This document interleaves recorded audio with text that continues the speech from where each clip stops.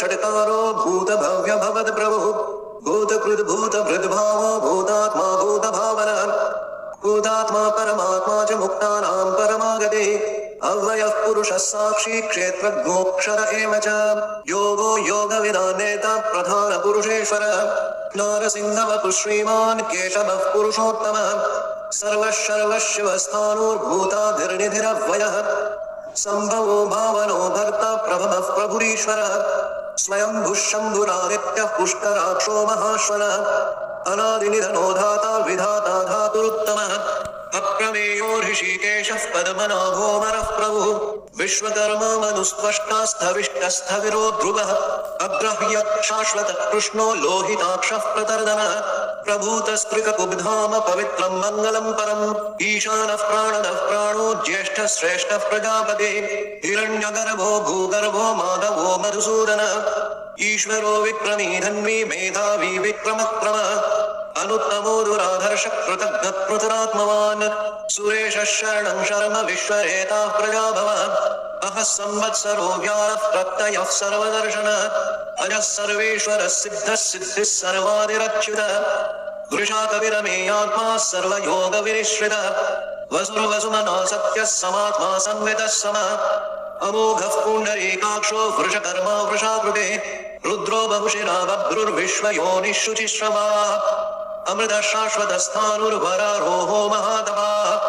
सर्वगः सर्वविद्भानुर्विश्वक्सेनो जनार्दनः वेदो वेदविदव्यङ्गो वेदाङ्गो वेदविद्कविः लोकाध्यक्षः सुराध्यक्षो धर्माध्यक्षः कृताकृतः चतुरात्मा चतुर्व्यूहश्चतुर्दंष्ट्रश्चतुर्भुजः राजिष्णुर्भोजनं भोक्ता सहिष्णुर्जगदादिजः अनघो विजयो जेता विश्वयोनिः पुनर्वसुः उपेन्द्रो वामनः प्रांशुरमोघः शुचिरुर्जितः अतीन्द्रः सङ्ग्रहः सर्वो धृतात्मा नियमो यमः वेद्यो वैद्यः सदा योगी वीरः माधवो मधुः अतीन्द्रियो महामायो महोत्साहो महाबलः महाबुद्धिर्महावीर्यो महाशक्तिर्महाद्युतिः अनिर्देश्यवपु श्रीमानमे आत्मा महादृहृत् महेश्वासो महीभर्ता श्रीनिवासः सदाङ्गरे अनिरुद्धः सुरानन्दो गोविन्दो गोविदाम्बरे मरीचिर्दमनो हंसः सुपर्णो भुजगोत्तमः हिरण्यनाभः सुतपः पद्मनाभः प्रजापते अमृत्युः सर्वदृक्सिंहः सन्धाता सन्धिमान् स्थिरः अजो दुर्मर्शनः शास्ता विश्रुतात्मा सुरार्यः गुरुर्गुरुतमो धाम सत्यः सत्यपराक्रमः निमिषो निमिषस्रग्वी वाचस्पतिरुदारधी अग्रणी ग्रामणीर्श्रीमान् न्यायो नेता समीरणः सहस्रमूर्धा विश्वात्मा सहस्राक्षः सहस्रपात् आवर्तनो निवृत्तात्मा संवृतः सम्प्रमर्दनः अहः संवर्तको वह्निरनिलो धरणीधरः सुप्रसादः प्रसन्नात्मा विश्वदृग्विश्वभुग्विभुः सत्कर्ता सत्कृतः साधुर्जह्नुर्नारायणो नरः असंख्येयो प्रमेयात्मा विशिष्टः शिष्टकृच्युतिः सिद्धार्थः सिद्धसङ्कल्पः सिद्धिदः सिद्धिसाधनः वृषाही वृषभो विष्णुर्वृषपर्वा वृषोदरः वर्धनो वर्धमानश्चरिविक्तश्रुतिसागरः सुभुजो दुर्धरो वामी महेन्द्रो वसुतो वसुः नैकरूपो बृहद्रूपः शिविविष्टः प्रकाशनः ओजस्तेजोद्युतिधरः प्रकाशात्मा प्रतापनः वृद्धस्पष्टाक्षरो मन्त्रश्चन्द्रांशोर्भास्करद्युतिः अमृतांशोद्भवो भानुः शशबिन्दुः सुरेश्वरः औषधम् जगतः सेतुः सत्यधर्मपराक्रमः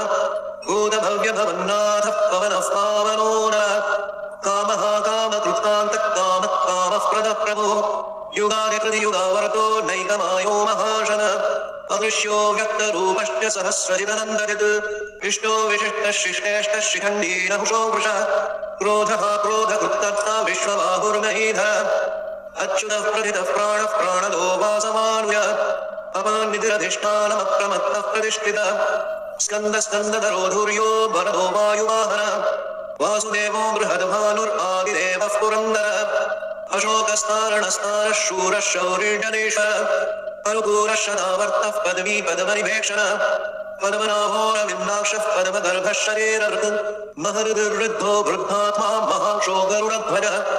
अतुलः शरभो भीमः समयज्ञो हरिर्हरिः सर्वलक्षणलक्षण्यो लक्ष्मीवान् समितिञ्जयः विक्षरो रोहितो मार्गो हेतुर्दामोदरः सः महीधरो महाभागो वेगवानविताशन उद्भवक्षोभणो देव श्रीगर्भः परमेश्वर करणं कारणं कर्ता विकर्ता गहनो गुह व्यवसायो व्यवस्थानः संस्थानस्थानरो ध्रुव परर्धिः परमस्पष्टस्तुष्टः पुष्टः शुभेक्षणः रामो विरामो विरजो मार्गो नेयो नयोनयात् वीरः शक्तिमतां श्रेष्ठो धर्मो धर्मविदुत्तमः वैकुण्ठः पुरुषः प्राणः प्राणदः प्रणवः पृथुः हिरण्यगर्भः शत्रुघ्नो व्याप्तो वायुरधोक्षजः ऋतुः सुदर्शनः कालः परमेष्टि परिग्रहः उग्रः संवत्सरो दक्षो विश्रामो विश्वदक्षिणः विस्तारस्तावरस्थाणुः प्रमाणं बीजमव्ययम् अर्धोनर्धो महाकोशो महाभोगो महाधनः अनिर्विण्डस्तविष्टोर्धर्मयूपो महामतः नक्षत्रणेमिर्नक्षत्री क्षमक्षामः समीहनः यज्ञैज्यो महेज्यश्च क्रतुः सत्रं सताङ्गदे सर्वदर्शी विमुक्तात्मा सर्वज्ञो ज्ञानमुत्तमम् सुब्रतः सुमुखः सूक्ष्मः सुघोषः सुखदः सुहृत् मनोहरो जितक्रोधो वीरबाहुर्विदारणः स्वावरः स्ववशो व्यापी नैकात्मा नैककर्मकृत् वत्सरो वत्सलो वत्सी रत्नगर्भो धनेश्वरः धर्मगुप्तर्मकृद्धर्मी सरसक्षरमक्षरम् अविज्ञाता सहस्रांशुर्विधाता कृतलक्षणः गभस्तिनेमि सत्त्वस्थः सिंहो भूतमहेश्वर आदिदेवो महादेवो देवेशो देवभृद्गुरु उत्तरो गोपतिर्गोक्ता ज्ञानगम्यः पुरातनः शरीरभूतभृद्भोक्ता कपीन्द्रो भूरिदक्षिणः सोमको मदपः सोमः पुरुजित्पुरुसत्तमः विनयो जयः सत्यसन्धो दाशार्हः सात्वतां प्रति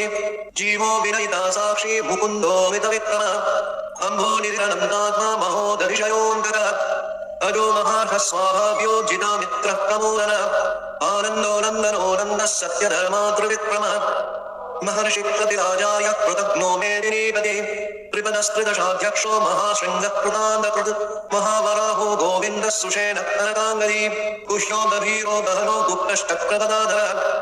वेधा स्वाङ्गोजितः कृष्णो दृढः सङ्कर्षणोऽच्युतः वरुणो वारुणो वृक्षः पुष्कराक्षो महामनाः भगवान् भगवानन्दी परमाली हरायुधः आदित्यो ज्योतिरादित्यः सहिष्णुर्गतिसत्तमः सुधन्मा खण्डपरशुर्दारुणो द्रविडप्रदः दिविस्पृक् सर्वदृग्व्यासो वाचस्पतिरयो निजः त्रिसामासामगः सामनिर्वाणं भेषजं भिषक् सन्न्यासकृच्छमः शान्तो निष्ठा शान्तिः परायणम् शुभाङ्गः शान्तिदस्रष्टा कुमुदः कुपरेशयः गोहितो गोपतिर्गोप्ता वृषभाक्षो वृषप्रियः हरिवर्ती निवृत्तात्मा संक्षेप्ता क्षेमकृच्छिवः श्रीवत्सवक्षा श्रीवास श्रीपति श्रीमदाम्बर श्रीधर श्रीश श्रीनिवास श्रीनिधि श्रीविभावनः श्रीधर श्रीकर श्रेय श्रीमान् लोकत्रयाश्रयः स्वक्षः स्वङ्गः शतानन्दो नन्दिर्ज्योतिर्गणेश्वरः विजितात्मा विधेयात्मा सत्कीर्तिश्चिन्न संशयः उदीर्णः सर्वतश्चक्षुर्गणीशः शाश्वतस्थिरः भूषयो भूषणो भूतिर्विशोकशोकनाशनः अर्चिष्मानर्चितः कुम्भो विशुद्धात्मा विशोधनः अनिरुद्धो प्रतिरथः प्रद्युम्नो मितविक्रमः कालनेमिनिः वीरः शौर्यः शूरजनेश्वरः त्रिलोकात्मा त्रिलोकेश केशवः केशिहा हरिः कामदेवः कामपालः कामी कान्तकृतागमः अनिर्देशः दुर्विष्णुर्वीरो नन्दो धनञ्जयः ब्रह्मण्यो ब्रह्मकृद्ब्रह्मा ब्रह्म ब्रह्मविवर्धनः ब्रह्मविद्ब्राह्मणो ब्रह्मी ब्रह्मज्ञो ब्रह्मणप्रियः महाक्रमो महाकर्मा महातेजा महोरगः महाक्रतुर्महायज्ञो महायज्ञो महाहरिः सव्यस्तव प्रियस्तोत्रं स्तुतिस्तोतारणप्रियः पूर्णः पूरयिता पुण्यः पुण्यकीर्तिरनामयः मनोजवस्तीर्थकरो वसुरेता वसुप्रदः वसुप्रदो वासुदेवो वसुर्वसुमनाभिः सद्गतिः सत्कृतिः सत्ता सर्वभूतिः सत्परायणः शूरसेनो यदुश्रेष्ठः सन्निवासः सुयामुनः भूतावासो वासुदेवः सर्वासु निलयो नलः गर्भहादर्पदो वृक्तो दुर्धरोऽथा पराजितः विश्वमूर्तिर्महामूर्तिर्दीप्तमूर्तिरमूर्तिमान् अनेकमूर्तिरव्यक्तः शतमूर्तिः शताननः एकोनैकः सवत्तः किं यत्तत्परमनुत्तमम् लोकबन्धुर्लोकनाथो माधवो भक्तवत्सलः सुवर्णवर्णो हेमाङ्गो वराङ्गष्टन्दनाङ्गदी वीरः विषमशून्यो घृताशीरजलष्टलः अमानी मानदो मान्यो लोकस्वामी त्रिलोकभृत् सुमेधा मेधजो धन्यः सत्यमेधाधराधरः तेजो वृषोद्युतिधः सर्वशस्त्रभृतामरः प्रग्रहो निग्रहो व्यग्रो नैकशृङ्गो गदाग्रजः चतुर्मूर्तिश्चतुर्बाहुश्चतुर्व्यूहश्चतुर्गतिः चतुरात्मा चतुर्भागश्चतुर्वेदविदेकपात् समावर्तो निवृत्तात्मा दुर्जयो दुरतिक्रमः दुर्लभो दुर्गमो दुर्गो दुराभासो दुरारिः शुभाङ्गो लोकसारङ्गस्तुतन्तुस्तन्तु वर्धनः इन्द्रकर्मा महाकर्मा कृतकर्मा कृतागमः उद्भवः सुन्दरः सुन्दो रत्ननाभः सुलोचनः अर्को माजसनः शृङ्गी जयन्तः सर्वविजयी सुवर्णबिन्दुरक्षोभ्यः सर्वभागीश्वरेश्वरः महार्हदो महागर्तो महाभूतो महानिधिः कुमुदः कुन्दरः कुन्दः पर्जन्यः पावनोरिलः अमृताशोऽमृतवपुः सर्वज्ञः सर्वतोमुखः सुलभः सुभ्रदः सिद्धः शत्रुजित्यकृतापः न्यग्रोधो दुम्बरोऽश्वत्थश्चानूराङ्घ्रिशूदनः सहस्रार्चिर्सप्तजिह्वः सप्तैघाः सप्तवाहः अमूर्तिरनघो चिन्त्यो भयहृद्भयनाशनः अणुर्बृहत्कृशस्थूलो गुणभृन्निर्गुणो महान् अधृतस्वधृतस्वास्य प्रागंशो वंशवर्धनः भारभृत्कथितो योगी योगीशः सर्वकामनः आश्रमश्रमनक्षारः सुवर्णो वायुवाहनः धनुर्धरो धनुर्वेदो दण्डो दमयितादनः अपराजितः सर्वसहो नियन्ता नियमो यमः सत्त्ववान् सात्विकः सत्यः सत्यधर्मपरायणः अभिप्रायः प्रियार्होर्हः प्रियकृत्प्रीतिवर्धनः विहाय सगतिर्ज्योतिः सुरुचिर्हुतभुगविभुः प्रविर्विरोचनः सूर्यः सविता रविलोचनः अनन्दो हुतभुर्भोक्ता सुखभो नैकयोग्रजः हरिर्विण्णः सदामर्षि लोकाधिष्ठानमद्भुतः सनात् सनातनमत्कपिरप्ययः स्वस्तिरः स्वस्तिकृत् स्वस्ति स्वस्ति भुक् स्वस्ति दक्षिणः रौद्रकुण्डली चक्री विक्रम्यूर्जितशासनः शब्दादिकः शब्दसः शिशिरः शर्वरीकरः अक्रूरः पेशलो दक्षो दक्षिणः क्षमिणाम्बरः निर्वत्तमो वीतभयः पुण्यश्रवणकीर्तनः उत्तारणो दुष्कृतिः पुण्यो दुष्स्वप्ननाशनः वीरः रक्षणः सन्दो जीवनः पर्यवस्थितः अनन्तरूपोऽनन्तश्रीर्भिरमन्युर्भयावः चतुरस्रो गभीरात्मा विदिशो व्यादिशो दिशः अनादिर्भुर्भुवो लक्ष्मीः सुवीरो रुचिराङ्गदः चलो जनजन्मादिर्भीमो भीमपराक्रमः आधारनिलयो धारा पुष्पहासः प्रजागरः ऊर्ध्वगः सततथाचारः प्राणदः प्रणवः प्रणः प्रमाणं प्राणनिलयः प्राणभृत् प्राणजीवनः तत्त्वं तत्त्वविदेकात्मा जन्म मृत्युजरादिलः ऊर्भुवः स्वस्तरुस्तारः सविता प्रपितामहः यज्ञो यज्ञपते यज्वा यज्ञाङ्गो यज्ञवाहनः यज्ञहृदि यज्ञभुक् यज्ञसाधनः यज्ञान्तकृति यज्ञगुह्यम् अन्नमन्नाद एव च आत्मयोनिस्वयं जातो वैहारः सामगायनः देवकीनन्दनसृष्टा क्षितीशः पापनाशः शङ्खगृह्णन्दकी चक्री शार्ङ्गधन्वाकराधरः प्रभाङ्गपाणिरक्षोभ्यः सर्वप्रहरणायुध ॐ नमः इति।